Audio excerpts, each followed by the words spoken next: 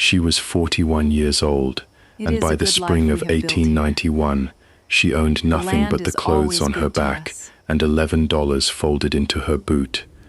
Her name was Naomi Colter, and the man who put her out onto the road was her own husband's brother, Silas Colter, who stood on the porch of the farmhouse she had scrubbed and mended for 19 years and told her the land had never legally been hers to keep.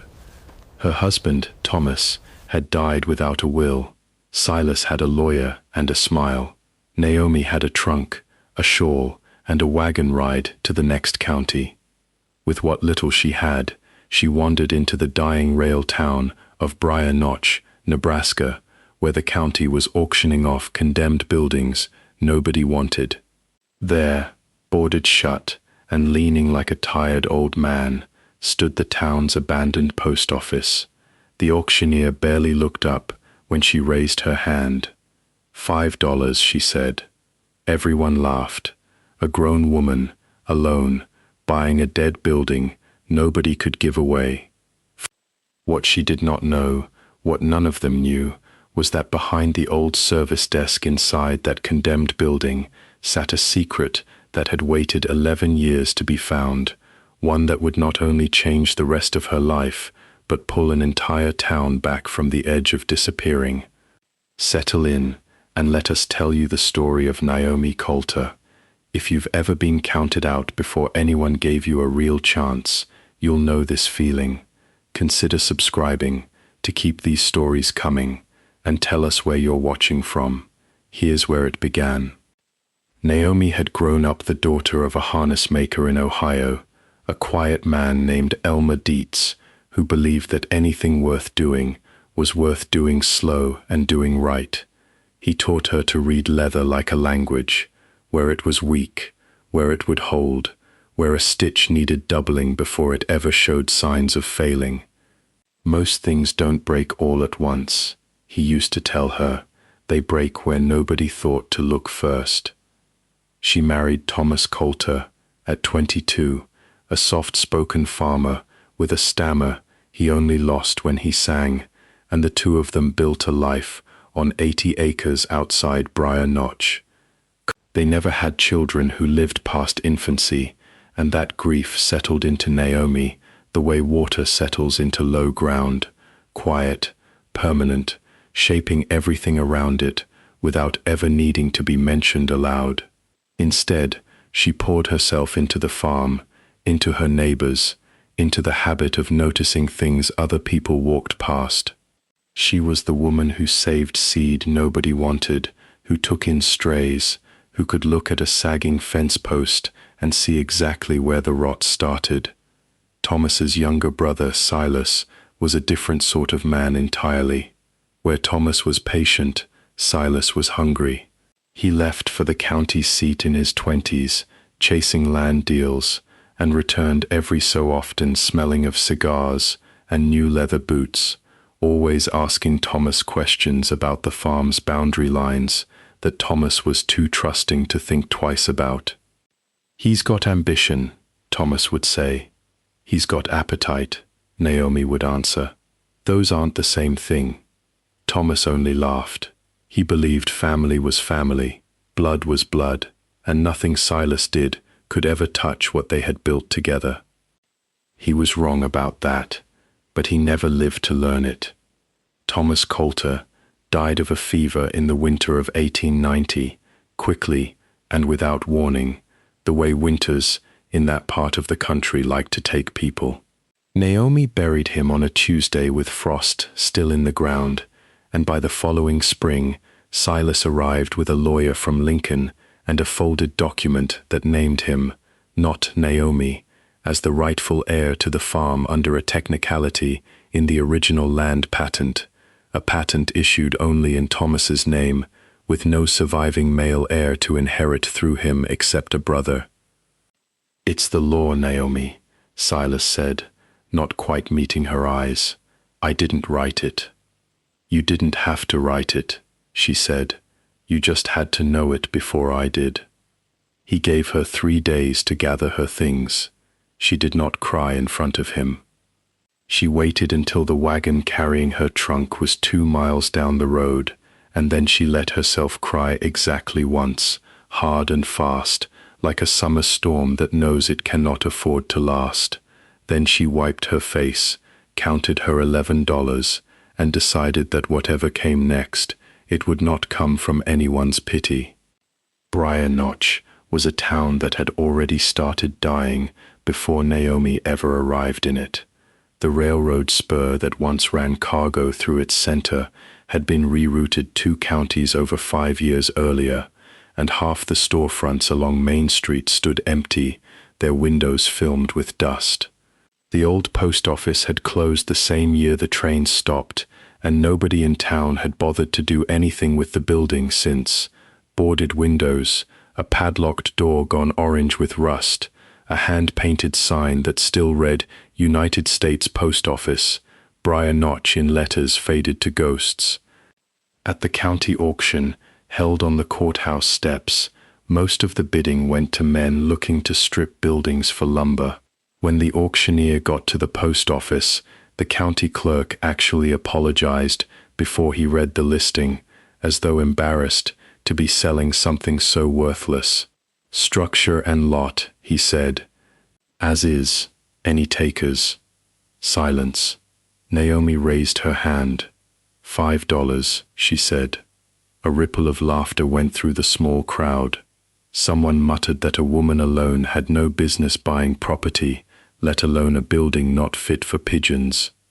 The auctioneer, perhaps out of pity, perhaps just wanting to be done, brought the gavel down.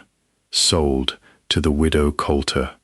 She did not correct anyone who called her foolish. She had learned, from her father's leather and from 19 years of farm life, that foolish was often just another word for patient. It took her the better part of a week to pry the boards from the windows and force the swollen door open with a crowbar borrowed from the blacksmith, a kind, weathered man named Ezra Whitlock, who was the only person in town who hadn't laughed at her purchase. "You know there's nothing in there worth the $5 you paid," he told her, not unkindly. "There's a roof," she said. "That's worth something to me right now." Inside, the post office smelled of dust and mouse nests and old paper gone soft with damp. Mail slots lined one wall, most of them empty, a few still holding letters, yellowed and forgotten, undeliverable and unclaimed. A long wooden service counter ran the length of the room, scarred with decades of ink stains and pocket-knife initials. Behind it sat a heavy oak desk, the postmaster's desk, drawers swollen shut with age. She worked for 3 days just to clear the dust and the droppings and make the front room fit to sleep in. On the 4th night, working by lamplight, she tried to force open the bottom drawer of the old desk, and it wouldn't give, not stuck, locked, with no visible keyhole. She ran her palm along the underside of the desk out of habit, the way her father had taught her to check leather for hidden weaknesses, and felt it, a seam where there shouldn't have been one, a panel, built to look like part of the desk's frame, fitted so carefully that only a hand searching for it would ever find the edge. Her fingers stopped moving. She didn't breathe, not yet. She pressed along the seam until a small brass catch gave way, with a click that seemed far too loud in the empty building, and the panel swung open to reveal a narrow compartment built into the desk's very structure, and inside it, bundled tight with twine, dozens of letters. Sealed, stamped, never delivered. The last postmaster of Briar Notch had been a man named Elias Bramwell, and Naomi learned his story slowly, the way you learn a person through what they left behind rather than what they said aloud. Bramwell had run the office for over 20 years, well-liked, precise, the kind of man everyone trusted with their most private correspondence. But in his final years, something in him had come loose. Neighbors said he'd grown strange, secretive, prone to long silences at the counter. He died alone in the back room of the very building Naomi now stood in, and the post office closed within the month, the same season the railroad pulled its spur line east.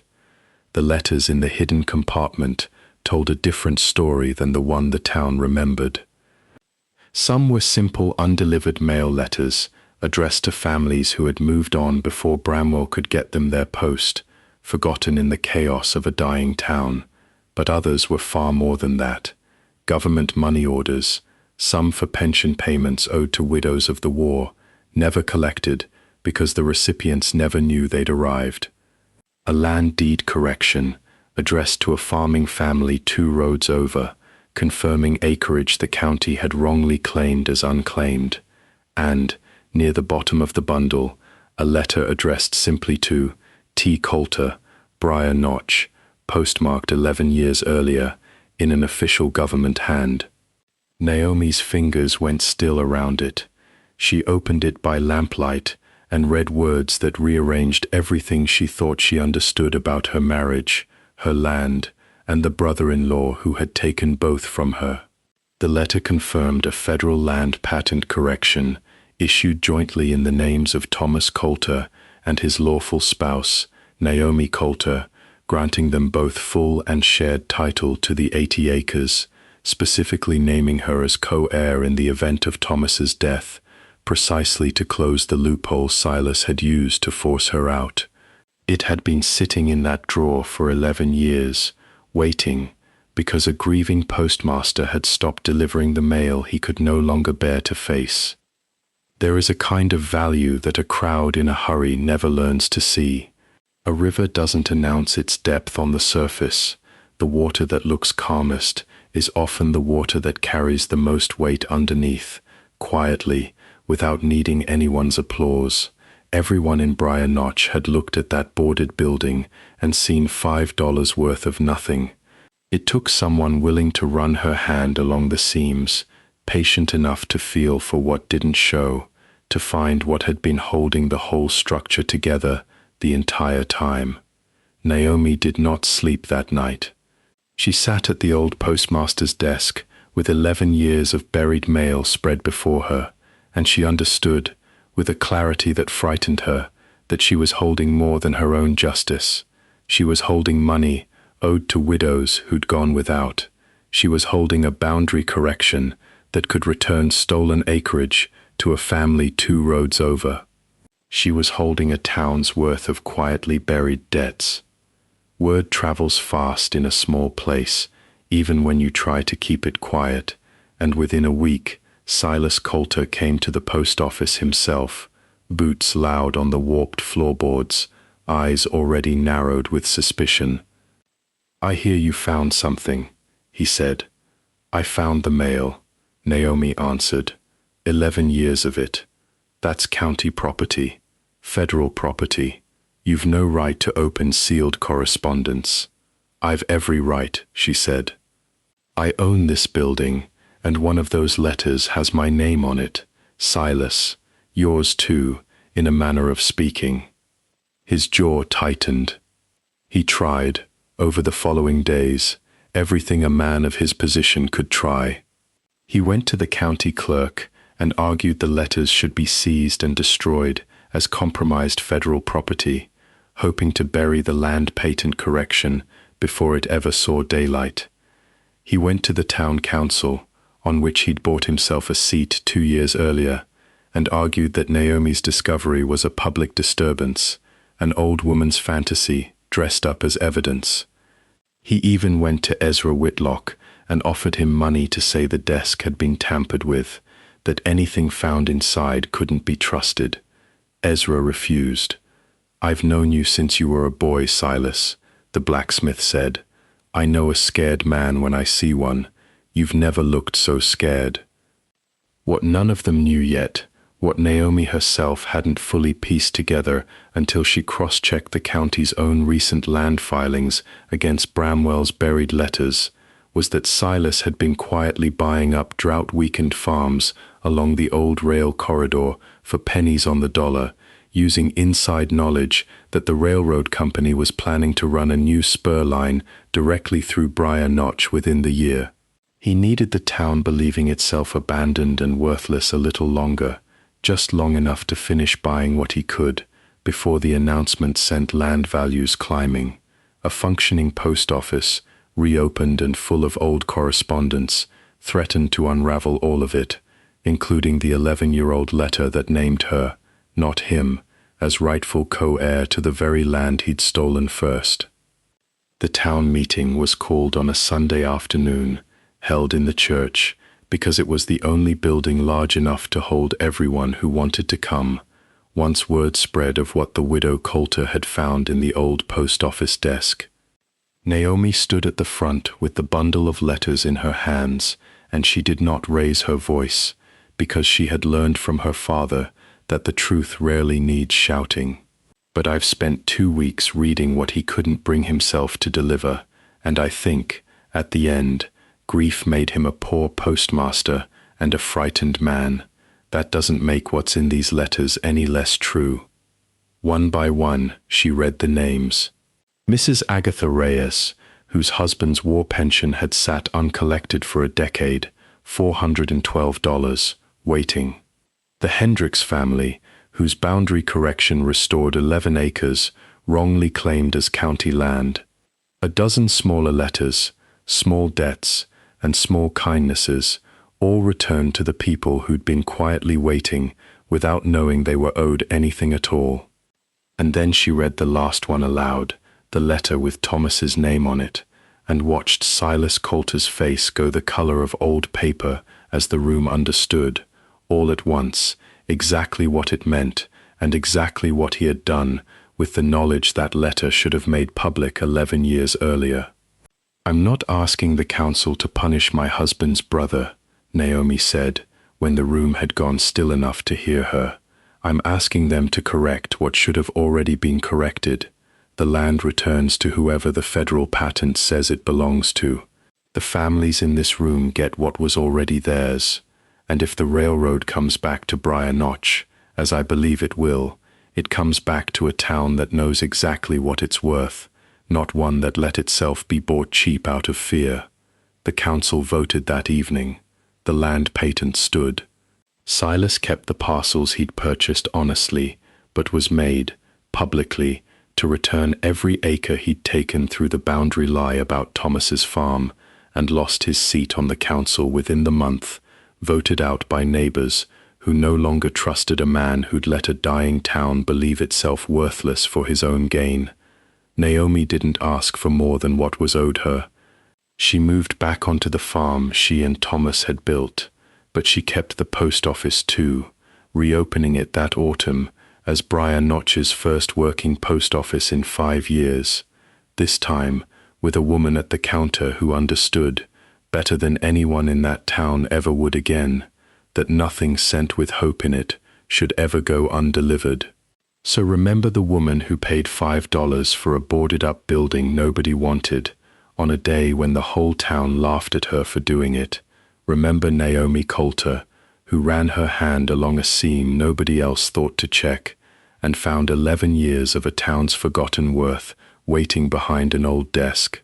She did not do it for the money owed to her alone. She did it because she understood something her father taught her with leather and thread, that the things people call worthless usually just haven't been looked at closely enough yet. Real justice was never about what she took from Silas Colter. It was about what she gave back, to Agatha Reyes, to the Hendricks family, to a town that had quietly stopped believing anyone would ever come looking for what it was owed. The real measure of power isn't what it costs the person who wronged you. It's whether the next overlooked person gets treated better because you were the one who finally checked behind the desk. If this story stayed with you, share it with someone who needs a reminder of their own worth today. Subscribe for the next story, and tell us in the comments where you listened from. What is a time you found value in something others wrote off? Until next time, stay close.